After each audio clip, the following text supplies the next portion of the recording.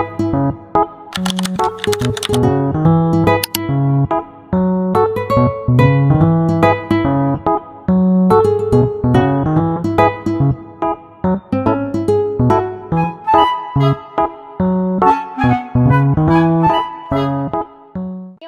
warahmatullahi wabarakatuh. Waalaikumsalam warahmatullahi wabarakatuh. Selamat malam teman-teman semuanya. Di sini saya sebelum melanjutkan tentang PPT yang saya akan jelaskan bersama teman rekan saya, di sini saya akan perkenalan dulu. Perkenalkan, nama saya Safira Salsabila Najwa dari kelas B1 PGSD 2024 dengan NIM 240601003 dan rekan saya. Perkenalkan, nama saya Nasusa Sabila Ajahra dengan NIM 2406011 dari kelas B1 non-reg angkatan 2024. Baik. Nah, sudah seperti yang teman-teman lihat bahwa di sini sudah ada PPT tentang analisis pengetahuan dan perilaku siswa kelas 3 SD Nanca Bentang tentang kebersihan sekolah. Di sini kita akan menjelaskan hasil penelitian yang kita lakukan di SD Nanca Bentang. Teman-teman boleh disimak baik-baik ya, boleh di slide.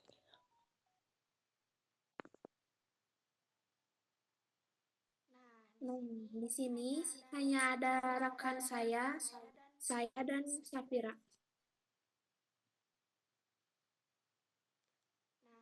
Nah, ada banyak siswa masih buang sampah sembarangan walaupun udah tahu pentingnya kebersihan. Sekolah udah punya program piket harian dan edukasi sosial kebersihan, tetapi masih saja ada yang nggak peduli. Nah, penting nih buat kita tahu, benar gak sih mereka ngerti soal kebersihan? Dan kalau ngerti, kenapa sikapnya belum sesuai? Baik, dilanjutkan oleh teman saya, Safira. Nah, seperti yang tadi teman-teman tahu, bahwa tujuan penelitian yang kita lakukan yaitu ada dua, yaitu pertama, mau tahu sejauh mana pengetahuan siswa kelas 3 tentang pentingnya kebersihan sekolah, lalu yang kedua, mau lihat juga gimana perilaku mereka di lapangan cocok enggak sama pengetahuan mereka. Seperti itu ya teman-teman, boleh dilanjutkan lagi. Udah, Ra? Nah, untuk di sini ada apa sih kebersihan lingkungan itu?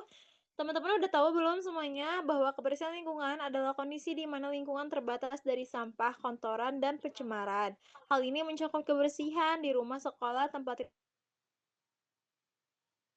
tentang kebersihan juga menjaga kesehatan kita juga loh teman-teman. Nah, untuk slide selanjutnya akan dijelaskan oleh rekan saya. Nah, di sini ada mengapa kebersihan itu penting. Lingkungan yang bersih dapat mencegah berbagai penyakit seperti demam, berdarah, dan diare. Selain itu, kebersihan juga menciptakan rasa nyaman dan menjaga keindahan tempat tinggal kita. Menjaga penyakit, menjaga keindahan, dan meningkatkan kualitas hidup. Nah, di sini ada metode penelitian. Metodenya deduktif dan kuantitatif.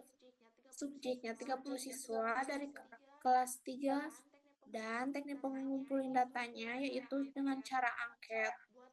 Buat tahu seberapa ngerti dan gimana sikapnya mereka sih, dan observasi. Lihat langsung kebiasaan mereka di sekolah. Di sini akan dijelaskan oleh teman rekan saya, Safira. Oke, di sini juga ada hasil angket dan pembahasan. Seperti yang teman-teman lihat, di sini ada hasil angket untuk pertanyaannya, ada 6 pertanyaan.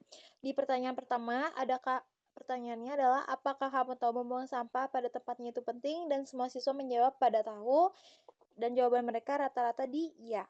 Lalu yang kedua, apakah kamu tahu bahwa mencuci tangan sebelum makan itu penting? Dan semua siswa mengetahuinya. Lalu untuk pertanyaan ketiga, apakah di kolong meja kamu masih ada sampah? Dan jawabannya, ternyata siswa masih banyak yang membuang sampah di kolom mejanya. Hasil untuk pembahasannya dari pertanyaan tersebut, angket tersebut, bahwasanya semua siswa tahu soal pentingnya kebersihan, tapi perilaku mereka belum konsisten untuk membuang sampah pada tempatnya. Cuma 5 siswa yang buang sampah di tempat secara rutin, 16 siswa malah ngaku kolong mejanya masih kotor karena membuang sampahnya pada kolong meja. Bersih-bersih kelas, masih banyak juga siswa yang masih ogah-ogahan untuk bersih-bersih kelas. Boleh lain.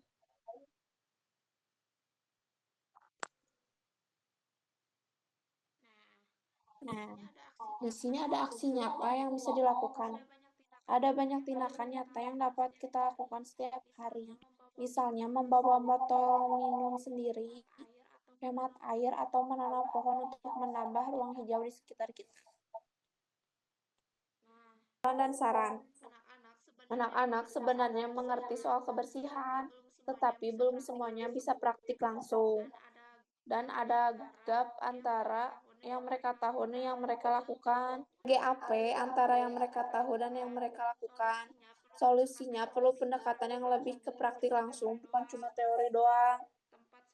Tempat sampah pintar dan contoh sarannya dengan cara menyediakan tempat sampah pintar, bank sampah digital, atau aplikasi memantau lingkungan. Baik, terima kasih sudah mendengarkan presentasi kami. Di sini kami izin pamit undur diri. Wassalamualaikum warahmatullahi wabarakatuh.